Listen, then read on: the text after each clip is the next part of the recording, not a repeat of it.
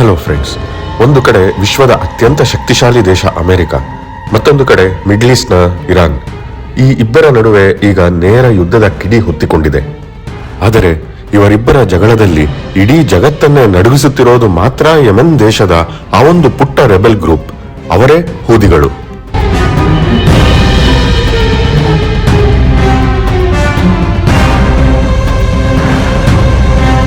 ಹೌದು, ಜಗತ್ತಿನ 12% ಹೆಚ್ಚು ವ್ಯಾಪಾರ ನಡೆಯುವ ಕೆಂಪು ಸಮುದ್ರ ಅಥವಾ ರೆಡ್ ಸಿ ಅನ್ನು ಸಂಪೂರ್ಣವಾಗಿ ಬಂದ್ ಮಾಡಲು ಇರಾನ್ ಈ ಹೂದಿಗಳಿಗೆ ಆದೇಶ ಕೊಟ್ಟಿದೆ. ಒಂದು ವೇಳೆ ಇನ್ನಷ್ಟು ದಿನಗಳು ಈ ರೆಡ್ ಸಿ ಸಂಪೂರ್ಣ ಬಂದಾದರೆ ಜಗತ್ತಿನಲ್ಲಿ ಪೆಟ್ರೋಲ್, ಡೀಸೆಲ್ ಬೆಲೆ ಎಲ್ಲಿಗೆ ಹೋಗಬಹುದು ಗೊತ್ತಾ? ಭಾರತದ ಮೇಲಾಗುವ ಪರಿಣಾಮವೇನು? ಮೂರನೇ ಮಹಾಯುದ್ಧಕ್ಕೆ ಯೆಮೆನ್ ಕಣವಾಗುತ್ತಿದೆಯಾ? ಈ ವಿಡಿಯೋದಲ್ಲಿ ಈ ಇಡೀ ಜಾಗತಿಕ ಯುದ್ಧದ ಹಿಂದಿನ ಅಸಲಿ ಚದುರಂಗದಾಟವನ್ನು ನೋಡೋಣ. ಸ್ನೇಹಿತರೆ, ಮೊದಲು ನಾವಿಲ್ಲಿ ಅರ್ಥ ಮಾಡ್ಕೋಬೇಕಿರೋದು ಇರಾನ್ ಮತ್ತು ಅಮೆರಿಕ ನಡುವಿನ ಪ್ರಸ್ತುತ ಪರಿಸ್ಥಿತಿ. ಜೂನ್ 2026ರಲ್ಲಿ ಇವೆರಡೂ ದೇಶಗಳ ನಡುವೆ ಶಾಂತಿ ಕಾಪಾಡಲು ಒಂದು ತಾತ್ಕಾಲಿಕ ಒಪ್ಪಂದ ಆಗಿತ್ತು. ಆದರೆ ಜುಲೈ ತಿಂಗಳ ಆರಂಭದಲ್ಲೇ ಈ ಒಪ್ಪಂದದ ನಿಯಮಗಳು ಮುರಿದು ಬಿದ್ದವು. ಇರಾನ್ ಜಾಗತಿಕ ತೈಲ ಸಾಗಣೆಯ ಪ್ರಮುಖ ಮಾರ್ಗವಾದ ಸ್ಟ್ರೈಟ್ ಆಫ್ ಹಾರ್ಮಜ್ನಲ್ಲಿ ಅಂತಾರಾಷ್ಟ್ರೀಯ ಹಡಗುಗಳ ಮೇಲೆ ದಾಳಿ ನಡೆಸಿತು. ಇದಕ್ಕೆ ಪ್ರತಿಯಾಗಿ ಅಮೆರಿಕ ಅಧ್ಯಕ್ಷ ಡೊನಾಲ್ಡ್ ಟ್ರಂಪ್ ಇನ್ನು ಶಾಂತಿ ಒಪ್ಪಂದ ಮುಗಿಯಿತು, ನಾವು ಇರಾನ್ನ ಪವರ್ ಗ್ರಿಡ್ ಮತ್ತು ಇಂಧನ ಮೂಲಗಳ ಮೇಲೆ ಭೀಕರ ದಾಳಿ ಮಾಡ್ತೀವಿ ಎಂದು ಎಚ್ಚರಿಕೆ ಕೊಟ್ಟಿದ್ರು. ಆದರೆ ಇರಾನ್ ಒಂದು ತರದಲ್ಲಿ ಅತ್ಯಂತ ಬುದ್ಧಿವಂತ ದೇಶ ಅನ್ಬಹುದು. ಅದಕ್ಕೆ ಗೊತ್ತು ತಾನು ನೇರವಾಗಿ ಅಮೆರಿಕ ಸೇನೆಯನ್ನು ಎದುರಿಸುವುದು ಕಷ್ಟ ಅಂತ. ಅದಕ್ಕಾಗಿಯೇ ಇರಾನ್ ತನ್ನ ಅತಿ ದೊಡ್ಡ ಆಯುಧವನ್ನು ಬಳಸಲು ಮುಂದಾಗಿದೆ, ಅದೇ ಪ್ರಾಕ್ಸಿ ವಾರ್. ಅಂದ್ರೆ ತಾನು ತೆರೆಮರೆಯಲ್ಲಿ ನಿಂತು ತನ್ನ ಬೆಂಬಲಿಗ ಸಂಘಟನೆಗಳ ಮೂಲಕ ಅಮೆರಿಕ ಮತ್ತು ಅದರ ಮಿತ್ರ ರಾಷ್ಟ್ರಗಳ ಮೇಲೆ ದಾಳಿ ಮಾಡಿಸುವುದು. ಈ ಇರಾನ್ ಬೆಂಬಲಿತ ಗುಂಪುಗಳಲ್ಲಿ ಸದ್ಯ ಅತ್ಯಂತ ಅಪಾಯಕಾರಿಯಾಗಿರೋದೇ ಯೆಮೆನ್ ದೇಶದ ಹೂದಿಗಳು. ಯಾವುದೋ ಯೆಮೆನ್ ದೇಶದ ಮೂಲೆಯಲ್ಲಿರುವ ಹೂದಿ ಅನ್ನೋ ಸಂಘಟನೆ ಇಡೀ ಜಗತ್ತಿನ ಕಣ್ಣು ಕೆಂಪಾಗಿಸಿದೆ. ಈಗ ಅಮೆರಿಕದ ಯುದ್ಧ ನೌಕೆಗಳು ಒಂದು ಕಡೆ, ಇರಾನ್ನ ಮಿಸೈಲ್ಗಳು ಇನ್ನೊಂದು ಕಡೆ. ಅಮೆರಿಕ ಇರಾನ್ ಮೇಲೆ ದಾಳಿ ಮಾಡಿದ್ರೆ ಜಗತ್ತಿನ ಬಹುತೇಕ ತೈಲ ಸಾಗಣೆಯಾಗುವ ಕೆಂಪು ಸಮುದ್ರದ ಈ ಹೆದ್ದಾರಿಯನ್ನೇ ಬಂದ್ ಮಾಡ್ತೀವಿ ಅಂತ ಇರಾನ್ ಮತ್ತು ಹೂದಿಗಳು ವಾರ್ನಿಂಗ್ ಕೊಟ್ಟಿದ್ರು. ಸ್ನೇಹಿತರೆ, ನಾವೆಲ್ಲೋ ಕರ್ನಾಟಕದಲ್ಲಿ ಕೂತು ಆರಾಮಾಗಿ ಈ ವಿಡಿಯೋ ನೋಡ್ತಿದ್ದೀವಿ ಅನ್ಕೋಬೇಡಿ. ಒಂದು ವೇಳೆ ಈ ಯುದ್ಧ ಜೋರಾದ್ರೆ ನಿಮ್ಮ ಬೈಕ್ನ ಪೆಟ್ರೋಲ್ ಬೆಲೆ $200 ದಾಟಬಹುದು.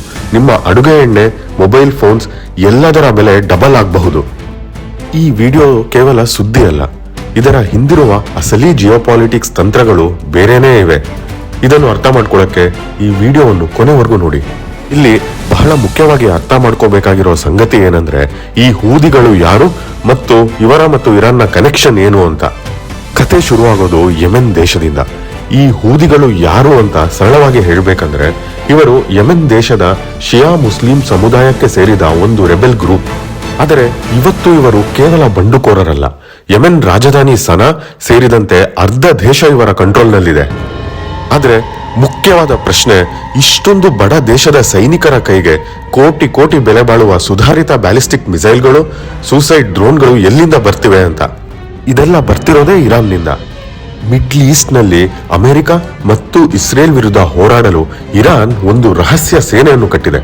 ಅದನ್ನ ಆಕ್ಸಿಸ್ ಆಫ್ ರೆಸಿಸ್ಟೆನ್ಸ್ ಅಂತ ಕರೀತಾರೆ. ಲೆಬನಾನ್ನ ಹಿಜ್ಬುಲ್ಲಾ, ಗಾಜಾದ ಹಮಾಸ್ ಮತ್ತು ಯೆಮೆನ್ನ ಈ ಹೂದಿಗಳು ಎಲ್ಲರೂ ಇರಾನ್ನ ಅನ್ಅಫಿಷಿಯಲ್ ಸೈನಿಕರೇ. ಇರಾನ್ ಇವರಿಗೆ ದುಡ್ಡು, ಟೆಕ್ನಾಲಜಿ ಮತ್ತು ಟ್ರೈನಿಂಗ್ ಕೊಡುತ್ತೆ. ಪ್ರತಿಯಾಗಿ ಇರಾನ್ ಯಾವಾಗ ಹೇಳುತ್ತೋ ಅವಾಗ ಈ ಹೂದಿಗಳು ಅಮೆರಿಕ ಮತ್ತು ಇಸ್ರೇಲ್ ಮೇಲೆ ದಾಳಿ ಮಾಡ್ತಾರೆ. ಇದು ಇರಾನ್ ಆಡುತ್ತಿರುವ ಪ್ರಾಕ್ಸಿ ವಾರ್. ಈಗ ಇರಾನ್ ಇವರಿಂದ ಏನು ಮಾಡಿಸಲು ಹೊರಟಿದೆ ಗೊತ್ತಾ? ಜಗತ್ತಿನ ಅತ್ಯಂತ ಗಂಭೀರ ಚೋಕ್ ಪಾಯಿಂಟ್ ಆದ ಬಾಬ್ ಎಲ್ ಮಂದೇಬ್ ಸ್ಟ್ರೈಟ್ ಅನ್ನು ಬಂದ್ ಮಾಡಲು ಆರ್ಡರ್ ಮಾಡಿದೆ. ಈ ಜಲಸಂಧಿ ಕೆಂಪು ಸಮುದ್ರದ ಅಥವಾ ರೆಡ್ ಸೀನ ಪ್ರವೇಶ ದ್ವಾರ.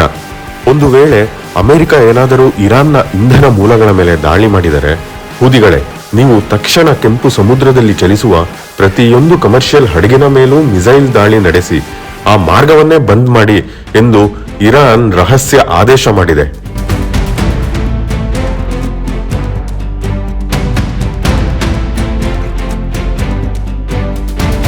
ಈಗಾಗಲೇ ಹೂದಿಗಳು ಯೆಮೆನ್ನ ಗುಡ್ಡಗಾಡು ಪ್ರದೇಶಗಳಲ್ಲಿ ಮತ್ತು ಹುದೈದ ಬಂದರಿನ ಬಳಿ 100 ಡ್ರೋನ್ ಮತ್ತು ರಾಕೆಟ್ಗಳನ್ನು ಸನ್ನದ್ಧವಾಗಿ ನಿಲ್ಲಿಸಿದ್ದಾರೆ. ಇರಾನ್ನ ರೆವಲ್ಯೂಷನರಿ ಗಾರ್ಡ್ಸ್ IRGC ಅಧಿಕಾರಿಗಳು ಯೆಮೆನ್ನಲ್ಲೇ ಕೂತು ಈ ದಾಳಿಗೆ ಸ್ಕೆಚ್ ಹಾಕ್ತಿದ್ದಾರೆ. ಈಗ ಯುದ್ಧ ಕೇವಲ ಅಮೆರಿಕ ಮತ್ತು ಇರಾನ್ ನಡುವೆ ನಡೀತಿಲ್ಲ. ಜುಲೈ ಮಧ್ಯದಲ್ಲಿ ಯೆಮೆನ್ನ ರಾಜಧಾನಿ ಸನಾದಲ್ಲಿ ಒಂದು ದೊಡ್ಡ ಹೈಡ್ರಾಮಾ ನಡೀತು. ಇರಾನ್ನಿಂದ ಬಂದ ಒಂದು ವಿಮಾನವನ್ನು ಹೂದಿಗಳು ಸನಾ ಏರ್ಪೋರ್ಟ್ನಲ್ಲಿ ಲ್ಯಾಂಡ್ ಆಗಲು ಬಿಟ್ಟರು. ಇದನ್ನು ಅಂತಾರಾಷ್ಟ್ರೀಯ ನಿಯಮಗಳ ಉಲ್ಲಂಘನೆ ಎಂದು ಪರಿಗಣಿಸಿದ ಸೌದಿ ಅರೇಬಿಯಾ ಬೆಂಬಲಿತ ಪಡೆಗಳು ಸನಾ ಏರ್ಪೋರ್ಟ್ನ ರನ್ವೇ ಮೇಲೆಯೇ ಬಾಂಬ್ ಹಾಕಿ ಧ್ವಂಸಗೊಳಿಸಿದ್ದವು. ಇದರಿಂದ ಕೆರಳಿದ ಹೂದಿ ಮಿಲಿಟರಿ ವಕ್ತಾರ ಯಾಹ್ಯಾ ಸಾರಿ ಸೌದಿ ಅರೇಬಿಯಾದ ಮೇಲೆಯೇ ಯುದ್ಧ ಸಾರಿದ್ದಾನೆ. ಕೆಲವೇ ಗಂಟೆಗಳಲ್ಲಿ ಸೌದಿಯ ಅಬಾ ಏರ್ಪೋರ್ಟ್ ಮೇಲೆ ಬ್ಯಾಲಿಸ್ಟಿಕ್ ಮಿಸೈಲ್ ದಾಳಿ ನಡೆಸಲಾಯಿತು.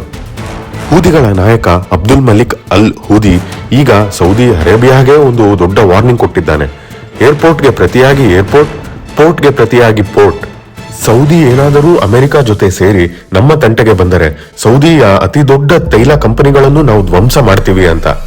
ಅಂದ್ರೆ ಕೆಂಪು ಸಮುದ್ರದ ಜೊತೆಗೆ ಈಗ ಇಡೀ ಗಲ್ಫ್ ರಾಷ್ಟ್ರಗಳು ಈ ಯುದ್ಧದ ಜ್ವಾಲೆಯಲ್ಲಿ ಬೇಯುವ ಲಕ್ಷಣಗಳು ಕಾಣ್ತಿವೆ. ಈಗ ವಿಷಯ ಏನಂದ್ರೆ, ಹೂದಿಗಳು ಯೆಮೆನ್ನಲ್ಲಿ ಕೂತು ಮಿಸೈಲ್ ಹೊಡೆದ್ರೆ ಜಗತ್ತಿಗೆ ಯಾಕೆ ಟೆನ್ಷನ್ ಅಂತ. ಸ್ನೇಹಿತರೆ, ಜಗತ್ತಿನ ಒಟ್ಟು ವ್ಯಾಪಾರದ 12-15% ಈ ರೆಡ್ ಸಿ ಅಥವಾ ಕೆಂಪು ಸಮುದ್ರದ ಮೂಲಕವೇ ನಡೆಯುತ್ತೆ. ಏಷ್ಯಾದಿಂದ ಯುರೋಪ್ಗೆ ಹೋಗುವ ಪ್ರತಿಯೊಂದು ಹಡಗು ಈ ಸಣ್ಣ ಜಲಸಂಧಿಯ ಮೂಲಕವೇ ಪಾಸ್ ಆಗಬೇಕು. ಈ ರೆಡ್ ಸಿ ಬ್ಲಾಕೇಡ್ ಹೀಗೆ ಮುಂದುವರೆದರೆ ಈ ಎಲ್ಲಾ ಹಡಗುಗಳು ಬಾಬ್ ಅಲ್ ಮಂಡಾಬ್ ಸ್ಟ್ರೈಟ್ ಮೂಲಕ ಹೋಗಲು ಆಗೋದಿಲ್ಲ. ಆಗ ಈ ಹಡಗುಗಳು ಇಡೀ ಆಫ್ರಿಕಾ ಖಂಡವನ್ನು ಸುತ್ತಿಕೊಂಡು ಹೋಗಬೇಕಾಗುತ್ತೆ. 10 ದಿನಗಳ ಪ್ರಯಾಣ 30 ದಿನ ಆಗುತ್ತೆ. ಕೋಟ್ಯಾಂತರ ರೂಪಾಯಿ ಇಂಧನ ವ್ಯರ್ಥವಾಗುತ್ತೆ. ಇದರ ನೇರ ಪರಿಣಾಮ ಇಡೀ ಜಗತ್ತಿನ ಹಣದುಬ್ಬರ ಅಥವಾ ಇನ್ಫ್ಲೇಷನ್ ಮತ್ತು ಬೆಲೆ ಏರಿಕೆಯ ಮೇಲೆ ಆಗುತ್ತೆ. ತೈಲ ಸಾಗಣೆ ತಡವಾದಷ್ಟು ಅಂತಾರಾಷ್ಟ್ರೀಯ ಮಾರುಕಟ್ಟೆಯಲ್ಲಿ ಕಚ್ಚಾ ತೈಲದ ಬೆಲೆ ರಾಕೆಟ್ ವೇಗದಲ್ಲಿ ಏರುತ್ತದೆ. ಭಾರತ ತನ್ನ ಅಗತ್ಯದ 80%ಕ್ಕಿಂತ ಹೆಚ್ಚು ತೈಲವನ್ನು ಆಮದು ಮಾಡಿಕೊಳ್ಳುವುದರಿಂದ ನಮ್ಮ ದೇಶದಲ್ಲಿ ಪೆಟ್ರೋಲ್ ಡೀಸೆಲ್ ಬೆಲೆ ಗಗನಕ್ಕೇರಬಹುದು. ಇದರ ಪರಿಣಾಮ ದಿನಸಿ ಸಾಮಗ್ರಿಗಳು, ತರಕಾರಿ, ಎಲೆಕ್ಟ್ರಾನಿಕ್ಸ್ ಸೇರಿದಂತೆ ಪ್ರತಿಯೊಂದು ವಸ್ತುವಿನ ಬೆಲೆಯೂ ದುಬಾರಿಯಾಗುತ್ತದೆ. ಅಂದ್ರೆ ಯೆಮೆನ್ನಲ್ಲಿ ಬೀಳುವ ಒಂದು ಮಿಸೈಲ್ ಇಂಡೈರೆಕ್ಟ್ ಆಗಿ ಭಾರತದ ಸಾಮಾನ್ಯ ಪ್ರಜೆಯ ಜೇಬಿಗೆ ಕತ್ತರಿ ಹಾಕಬಹುದು. ಅಮೆರಿಕ ಈಗಾಗಲೇ ಇರಾನ್ನ ಕಮಾಂಡ್ ಸೆಂಟರ್ಗಳು ಮತ್ತು ಏರ್ ಡಿಫೆನ್ಸ್ ಸಿಸ್ಟಮ್ಗಳ ಮೇಲೆ ಭೀಕರ ವೈಮಾನಿಕ ದಾಳಿ ನಡೆಸಿದೆ. ಇದಕ್ಕೆ ಪ್ರತಿಯಾಗಿ ಇರಾನ್ ಕೂಡ ಸುಮ್ಮನೆ ಕೂತಿಲ್ಲ. ಅಮೆರಿಕದ ಮಿತ್ರ ರಾಷ್ಟ್ರಗಳಾದ ಅರಬ್ ರಾಷ್ಟ್ರಗಳ ಮೇಲೆ ಮಿಸೈಲ್ ದಾಳಿ ಮಾಡ್ತಾನೆ ಇದೆ. ಈಗ ಭಾರತೀಯ ನೌಕಾ ಸೇನೆ ಕೂಡ ಹದ್ದಿನ ಕಣ್ಣಿಟ್ಟು ಈ ಭಾಗದಲ್ಲಿ ಕಾವಲು ಕಾಯ್ತಿದೆ. ವಿಶ್ವಸಂಸ್ಥೆ ಈಗಾಗಲೇ ಈ ದಾಳಿಗಳನ್ನು ತಡೆಯಲು ರೆಸಲ್ಯೂಷನ್ ಪಾಸ್ ಮಾಡಿದೆ. ಆದ್ರೆ ಚೈನಾ ಮತ್ತು ರಷ್ಯಾ ಅಮೆರಿಕವನ್ನೇ ದೂಷಿಸುತ್ತಾ ಅದರಿಂದ ದೂರ ಉಳಿದಿದೆ. ಹೀಗಾಗಿ ಸದ್ಯಕ್ಕಂತೂ ಈ ಜಾಗತಿಕ ಉದ್ವಿಗ್ನತೆ ಶಮನವಾಗುವ ಮುನ್ಸೂಚನೆ ಕಾಣಿಸ್ತಿಲ್ಲ. ಸ್ನೇಹಿತರೆ, ನಿಮ್ಮ ಪ್ರಕಾರ ಈ ಜಾಗತಿಕ ಉದ್ವಿಗ್ನತೆಗೆ ಅಮೆರಿಕದ ದರ್ಪ ಕಾರಣನ ಅಥವಾ ಇರಾನ್ನ ಹಠಮಾರಿ ಸ್ವಭಾವ ಕಾರಣನ? ಹೂದಿಗಳ ಈ ನಡೆಯ ಬಗ್ಗೆ ನಿಮ್ಮ ಅಭಿಪ್ರಾಯವೇನು? ಕಮೆಂಟ್ ಮಾಡಿ ತಿಳಿಸಿ. ಅಮೆರಿಕ ಮತ್ತು ಇರಾನ್ ನಡುವಿನ ಈ ಎಲ್ಲಾ ಸಮಸ್ಯೆಗಳು ಶುರು ಆಗಿದ್ದಾದರೂ ಹೇಗೆ? ಈ ಮಾಹಿತಿಗಾಗಿ ಸ್ಕ್ರೀನ್ ಮೇಲೆ ಬರ್ತಾ ಇರೋ ವಿಡಿಯೋ ನೋಡಿ. ಹಾಗೆ ವಿಡಿಯೋ ಇಷ್ಟ ಆಗಿದ್ರೆ ಲೈಕ್, ಶೇರ್ ಮತ್ತು ಸಬ್ಸ್ಕ್ರೈಬ್ ಕೂಡ ಮಾಡಿ. ಧನ್ಯವಾದಗಳು.